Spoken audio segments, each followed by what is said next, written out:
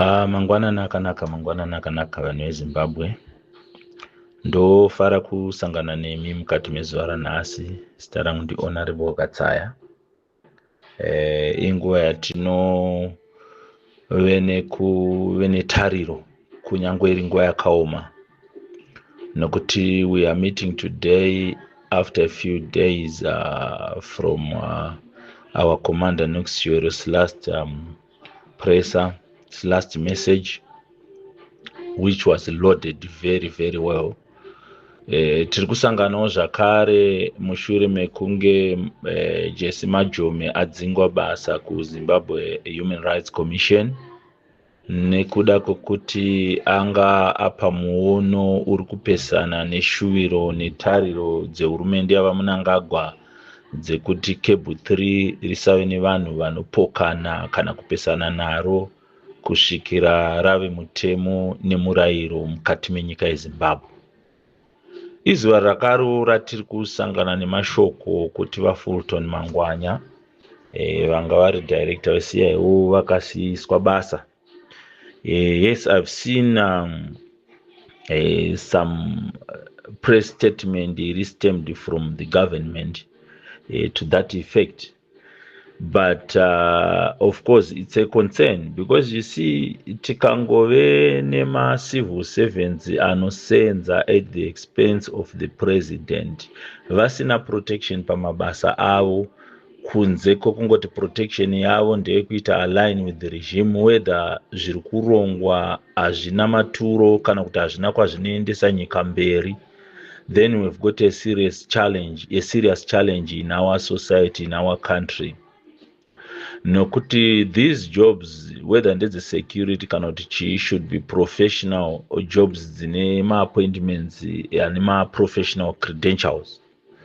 But where people are employed or you've got their employment contracts at the expense of the executive, then hapasina oversight kana intelligence inenge iri focused nekuprotecta ma-interests enyika.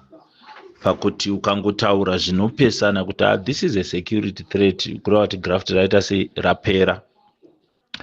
Ndosaka muchiona kuti even up to now army commanders, Mugabe only had 4 army commanders over his whole tenure for 37 years, and that is including General Peter Walls from 1980 to 81. Whereas Mnangagwa has had 6 since 2017. And kureva kuti hakuna security, munhu anotongoenda kubasa achitya, hapana security. The only security that they now have is playing to the tune of the ruling elite. If you don't, it means kuti basa rinopera, sezvatakangoona zvichiitika kuna Jesse Majome. Her report was well balanced and well articulated. She raised pertinent issues of concern to the plight of Zimbabwe as a nation with regards to Cable 3. But the end result was that she is now out of employment. Technically, yes, she has been reassigned, but obviously kana tichipa vanhu mabasa tinechiva nekugona kwavo and their expertise, but where it is then diverted to something else, it becomes a problem. It's like munhu akaita 7 years kuti aite medical doctor, but then apedza basa iroro tobva tazomuti no imbosiya zveuchiremba zvako izvi, enda unotamba bhora, toda kuti uite goalkeeper weteam yedu. It means that the team is going to fail. The expertise yanga ichienda ku-medicine kwaakaita, it's also a loss. So faced with this scenario now, we have got 2 situations dzevanhu vari kuseva mucivil service. One, vamwe vavo might want to protect the interests of the nation and the people at large, but most might be cornered to think about their own lives. Maybe vane vauta samapackage avari kuwana mapotential ekuti vana vawane mabasa through connections and stuff, and then they would protect the status quo. It needs real men, amadhodha sibili, real women. I don't know how I would put it in Ndebele, to stand up and be counted amongst this deteriorating situation. And unfortunately, the real men and women are those that sacrifice to go to the liberation struggle. Ndosaka muri kuona kuti the late Comrade Geza has to rise again even after he have survived the bombs and bullets of Ian Smith, just like Comrade Knox Chiwero have stepped in to continue the revolution ya Comrade Geza to its ultimate conclusion, which we hope will be a conclusion of happiness for the nation of Zimbabwe and the people of Zimbabwe at large. Anyway, we don't denigrate the regime, but you see, when things are not going in order or according to plan, obviously they have got to people who should stand up to say, no, this direction I see real, and we are heading to the doldrums. For a start,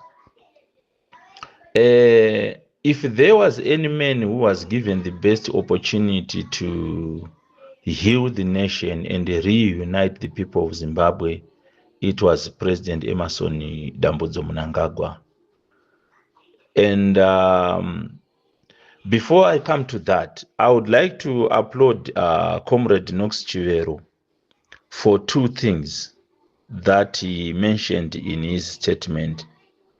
The first thing, he acknowledged that the late President Robert Mugabe was right about Mnangagwa. That's one thing that he mentioned, which is also correct. The second thing was his apology to the Zimbabwean people for taking them on a ride that resulted in a worse scenario than the Mugabe environment and scenario which we had endured for 37 years.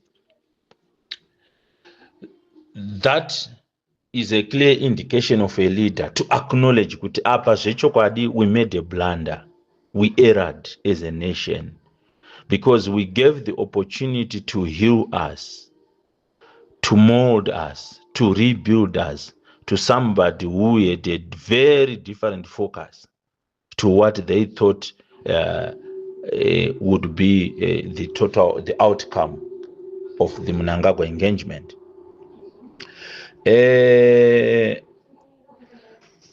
Zimbabwe had suffered political murders, corruption, thefts, political disappearances, every horrible thing since 1980, Gukura Hundi era, still unanswered, unhealed, not compensated for, dilly-dallying. We now have vana vevana, and maybe dzimwe families dzakatoita perish totally, hakuna kuzombowanika futi munhu wedzinza iroro, ingori mhuri yaizikanwa kunzi yanga iri papa, but they all perished. We need healing on all that, and we did put that burden on the wrong person, on the person who never thought how important it was to move the nation in the same direction. Ndo zvinoita kuti vamwe vedu kunyangwe tiri kachana nekumusha, we still believe kuti mashoko aitaurwa navaMnangagwa mushure mekunge vatora chigaro cheupresident vachipinda papower anga ari mashoko pamwe ekuturukirwa kana kuti ekuudzwa kunzi taurai zvekuti kana kuti dai maita zvekuti, ndokunyebera kunge vanoda kuzviita asi vasingade semuenzaniso. VaMnangagwa vachipinda papresidency vakataura kuti he will be a listening president. Vakataura kuti the voice of the people is the voice of God. vakataura ivo kuti he is as soft as wool. Mashoko iwayo vamwe taane mufungo kana muono wekuti zvichida pamwe mashoko avaigara pasi nevanhu vakaita sana Chiwenga vachionesana kuti wangu kana wazopinda pachigaro uri kufanira kuti uite zvakati nezvakati nezvakati. But ivo vaMnangagwa zviri zvinhu zvavanga vasingakwanisi kuita, nekuti kana tichitarisa murume akafamba navaMnangagwa anonyatsokuziva vaMnangagwa in and out, the late comrade Robert Mugabe, palast interview yavo vane mashoko avakataura anowanika paYouTube. Vakataura ivo vachiti vaMnangagwa is the type of man who when you step on his toes he will not forgive you, he will come after you. So zviri kungoratidzika pachena pakudzingwa kuri kuitwa macivil servants edu, kunyange naMajome, Fulton Mangwanya, kuchinjanswa kuri kuitwa maarmy commanders. Pane paine padiki pavangokwesherana, but that guy doesn't forgive, and you will be very lucky to stay alive ukange uchipikisana navo. The recent attacks on Dagi Coltart, ndakambozvitaura hangu kumashure kuti inini my reasoning hangu ingave iri weird kana kuti wayward, but I believe kuti all the attacks so still what you've said, Lutendo, maybe you could advise what can be done, because there's need to talk to the president. We need to speak to the president. Those gatekeepers must get off the way, but in an official way, in a decent way. What can be done? If you can. But does this not speak to what he was talking about earlier on, that we now have a parallel system that is running, things, and with so for people to be creating that parallel system, it is understandable that there's some form of insulation that has to exist here, because you are dealing with something that is outside of the norm, that is not normal here. And I think it also goes on to what Geza used to tell us, to say that Mnangagwa is no longer making decisions. The group of people who are surrounding him or making these decisions, etc. And it speaks to a captured president. So getting to that president when that he is insulating himself, or by choice or by design, and then the people that are acting as go-betweens, they are making sure Kutizo that right there remains that remains the thing. It's kind of difficult when we say Kuti, we want to have a direct access to that president. And I want to believe, Kuti, what Rutendo has been speaking about in terms of writing, in terms of putting information into the public domain, that information surely, some way or the other, it will get to the president. You understand?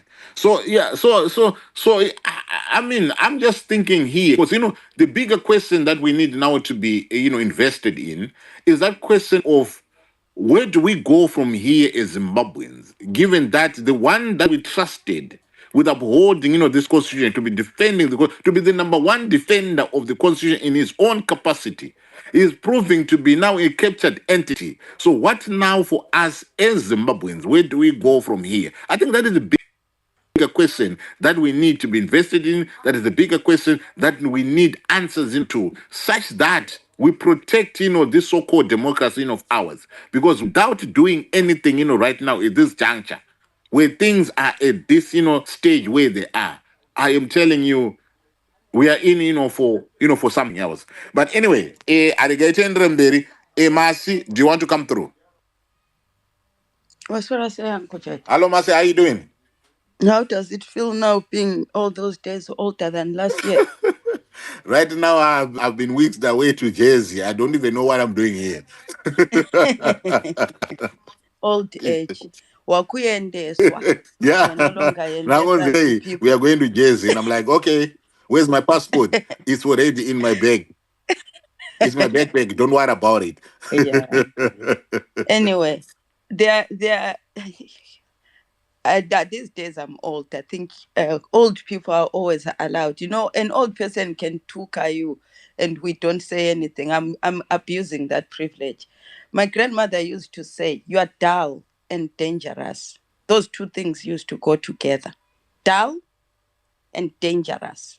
The consequences of being ignorant is dangerousness. And Zimbabweans are becoming that. They are becoming dull and very dangerous because they are using ignorance to inform them of how to move. And I say that with all the respect and grace. And I'll state why. We used to do, and this is a very important lesson and game that should be taught to all kids from Kumba between 0 and 6, from 6 to primary, and we should take this game all the way to university. It's the stupidest game. Inonzi, dotting the line, joining the dotted lines. You've seen it, Uncle Jet, where kids from Kagame, where first you are presented with dots and you don't know what it will become until you start to join those dots. Now, over time, some kids learn. After they join 2 or 3 dots, they've already figured out. You already know which kids have abstract thought. Before all the dots are joined, they have figured out what is the image that will be produced. Now, some kids won't see it till they've joined all the dots, till the last one. A giraffe. Eh? Now we have got another group of citizens, the ones that only work on instruction, cannot think for themselves till they've followed all the instruction manual. Then there are still those kids who don't see what is the point after they've joined all the dots. Still don't work out what is the point until they bring their coloring pens and start coloring. Even then, we still analyze the mentality of the person playing that game. They've already figured out it's a giraffe. They've got a color palette of all the the crayons. And then you see another kid painting a rainbow on a giraffe. Then there's another kid who has actually seen a proper giraffe and uses the correct colors of a giraffe. Now we know the people who live in reality and people who create their own rose-tinted world, where now a giraffe has the same colors as a cheetah, or they've just created a mythical animal. Reality is far removed from them. So let me go to the issue that is happening here. A conversation about a Chapter 12 institution of Zimbabwe has descended to the president, who is an executive, which is an arm of government. And the responsibility is now being placed on him. Yet he's only a player into the selection of the said individual who is the topic here. And there's an amazement. I'm going back to joining the line. Joining those dots in the line. An amazement. I'm going to ignorance that produces the danger that I'll speak of in the end. A shock horror of what must come together to create this Chapter 12 institution. Pritchard was already going on the line. He's presenting you the dots that must now, in the end, when you put them together, we start to work now with those different skills and acumen to see where the problem is. The problem did not start today. Amendment number 2, Uncle Jed, you are aware. What were the court challenges? What was being exposed there? Until we were touching one of the institutions that gets involved in the creation of this one. And what became the problem in that amendment number 2? Separation of power. A doctrine that must be respected promoted and observed. But now can you see the dangerous by downness? An arm of government that is supposed to be what, Uncle Jet? Separated from what? Now, separation of power must also be understood in context. It doesn't mean that there is no involvement at all. But it says, what are you involved in? As what are you involved in? What is the influence that you can do here, positively or negatively? What should you not? Now, the president is there to appoint in a process and procedure that Pritchard was now speaking to. Where all these things that now Rutendo is talking about, it is not bizarre that they would be involved. The JSC is involved in the creation, selection of the commissioners and the chairperson of this post. When does the president get involved? For us to be amazed now, being led by ignorance, that if he is, what is the problem? Now we are saying he doesn't know. A person who was involved in the process. Dull and dangerous. Now we're giving him a bigger role than what he should, that our constitution says must be limited, moderated, and assisted for him to perform only one of those things. Appointing. Who is Jesse Majom in this election? It's not part of the commissioners that come and stand before the public to go through their interviews. We are already in the middle of the process of creating them. When we get to interviews, she doesn't. Why? She must be a legal practitioner who has practiced at least 5 years within the legal profession. And then she must also come via the advice of what? JSC. And what, again, that represents you. When now the president is who, there's another window of opportunity. The CSRO, what is that? The Parliament's Committee on Standing Rules and Orders. What is that made up of? Well, now we are sitting here, shock horror, like we are receiving. Are these things secret intelligence, Uncle Chet, or they're just procedural things that are already referenced in the Constitution as the method of creating this Chapter 12 institution? So when Pritchard says to you, here we are entering another very procedurally specific thing. The shuffling of this person must be justified under a criterion. It must meet 2 of these things to happen. Have they been met for this shuffling to happen, for us to determine whether the executive has now encroached into an arm? Have you asked what that criterion is? Because that's when we go again into muddy waters, where these are the things that now classify Zimbabwe as one, not what? Following the rule of law. And who normally penalties them when they do not follow the rule of law? Zimbabwe is a signatory to regional and international statutes, institutions, and bodies. Who do what? Who become stakeholders? Via what?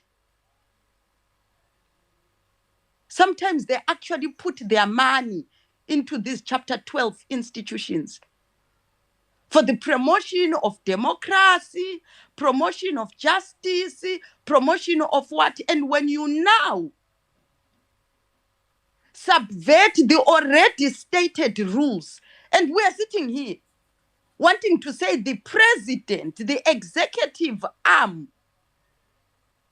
is the one who we must now all go to so that he can be the one who does. Are we now saying that the executive arm of this must now have the ultimate, yet it is just a player with limited, moderated, and warned against interference? So to discuss a president in what capacity? In which capacity are we using him? As how when we field these candidates, fire them, we are going to influence via the JSC or via the Committee on Standing Rules and Orders and all the other influences that must create this institute. What are we saying? He is the ultimate just because we hear that he appoints. I have a lot to say because the discussion can just move to the bizarre, what I was talking about. The kids that start to paint a giraffe like a unicorn until the whole society does not even have a clue what a giraffe must look like to begin with. So when we are solving a problem, can we first understand what a giraffe is? So that if you are to fix things, what are you eliminating? What must you add? What must you not put anywhere near? When someone starts to put those things near that thing, we are now putting horns. Someone is now dragging to the construction of the giraffe. They've turned around and now they are putting rainbows into it. And their thinking is justified. The president's involvement that you are dragging, to the extent that you are dragging, the constitution forbids. So explain to us what you are dragging that role, to the extent where you are taking it. What purpose? What purpose? Preacher, I'm glad, my brother, you started to paint. If I was the teacher in grade 1, I now understand. Here we have a kid who's able to first, after joining 3 dots, know that we are drawing a giraffe. He has already gathered and eliminated all the colors that are unnecessary to the creation of this giraffe. Let's not get excited. Let's first construct the thing that is there so that you can know what has gone wrong, what has gone wrong, which thing has interfered what, and they are over. Rutendo, you should know better because you argued these things when you started to say institutions in South Africa, banking institutions, are now doing what? Over compliance. What causes over compliance to go? People will start to paint giraffes as rainbows. It needs someone to come and say, what should it look like? That is what that report was saying. Don't construct your own criteria of determining people for exclusion and inclusion. Stop feeling on behalf of America and adding other things and being presumptive over certain things and creating your own rules to look like you are doing goody two shoes. Now you're overburdening this thing and making it worse. The president is not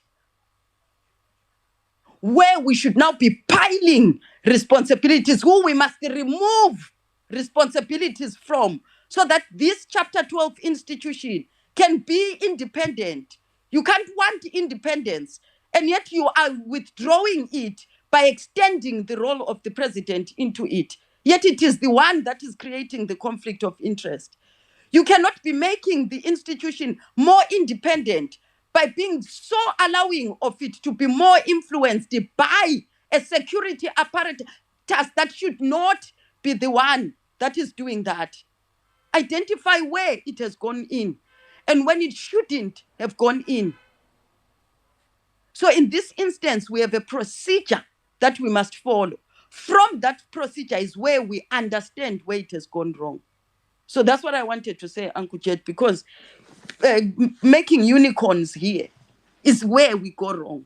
The executive over indulgence into Chapter 12 institutions is the problem. Right. But I'll come back later when we are serious about going into what has disturbed this systemically. Right. Okay. Thank you very much for that. Uncle Jet, Ndiani? it's Pritchard. Before Okay, the next Richard, speaker, okay. I hope I hear from you soon about the Chidawa item. All right, okay.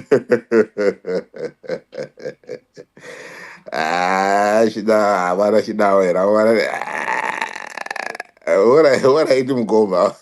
I'll talk to you. Right, Rutendo, do you want to respond, to that? Right. I don't have much of a response for Mercy, except to say that one of the things that we need to remember, a lot of times people don't want to consider, is that the power that you're trying to change actually rests within ZANU-PF itself, because that's where systems and processes have been abrogated in the first place. They have not been the followings of processes and systems and the constitution of ZANU-PF. And if we were to create enough information, enough pressure for ZANU-PF to act internally, you would actually see that a big difference could actually come from that, because it means that the CAB 3 process can be challenged from a constitutional perspective within ZANU-PF, nullifying it in the beginning. Because what is happening is ultra-virus. It's out of various the ZANU-PF constitution, and therefore this so-called resolution has not even been passed in ZANU-PF, but it has been made government policy by a central committee that is not even properly constituted and has got people who are not elected into it properly and regularly. Why don't we also look at that avenue of trying to stop trying to get ZANU-PF to stop this process on its own, before we even look at challenging, or while we are looking at challenging it from the other perspectives? And of course, now we've got